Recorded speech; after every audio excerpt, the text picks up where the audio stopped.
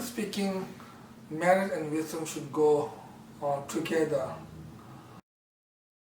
But then there are different levels of wisdom. The high level of wisdom cannot be gained at the beginning stage. So by accumulating more and more merits and by increasing our own ordinary wisdom, then it becomes